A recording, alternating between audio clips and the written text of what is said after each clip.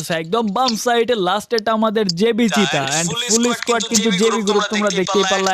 তাদের খেলাটা কি লেভেলের দুর্দান্ত এটা তোমরা স্ক্রিনের উপরে দেখতে পারতা। আমি কেন এই পোলাটারে নিয়ে এত কথা বলতেছি, আমি কেন এই পোলাটারে নিয়ে আমি ইমোশনাল হইতেছি, এই পোলাটা মারা গেছে কেন আমার কষ্ট হইতেছে, কেন তোমাদের কষ্ট পাওয়া উচিত, কেন আমরা বাঙালি হয়ে আফসোস করব জেবি চিতার জন্য। এটা তো তোমাদের প্রশ্ন, আমি তোমাদের প্রশ্নটা অ্যানসার দিচ্ছি। জেবি চিতা ছিল আমাদের বাংলাদেশের গর্ব। জেবি গ্রুপের জেবি চিতা সেও কিন্তু আমাদের বাংলাদেশকে রিপ্রেজেন্ট করতো অন্য সব দেশের মাঝে। হাজার হাজার প্লেয়ার কিন্তু টুর্নামেন্ট প্লেয়ার হতে পারবে না, হাজার হাজার প্লেয়ার কিন্তু জেবি চিতা হতে পারবে না। জেবি চিতা ছিল একটাই, যেটা ছিল বাংলাদেশের। আছে অনেক টুর্নামেন্ট প্লেয়ার ভাই, তোমরা একটা জিনিস চিন্তা করো, বাংলাদেশের হয়ে টুর্নামেন্ট খেলার জন্য জেবি চিতা হসপিটাল থেকে ভাই টুর্নামেন্ট খেলার জন্য হোটেলে গেছে। কতটা টুর্নামেন্টের প্রতি ভালোবাসা, গেমের প্রতি ভালোবাসা হলো একটা মানুষ এটা করতে পারে, কতটা ইমোশনাল হলে পোলাটা হারার পরে একটা ছেলে কান্না করে দিতে পারে।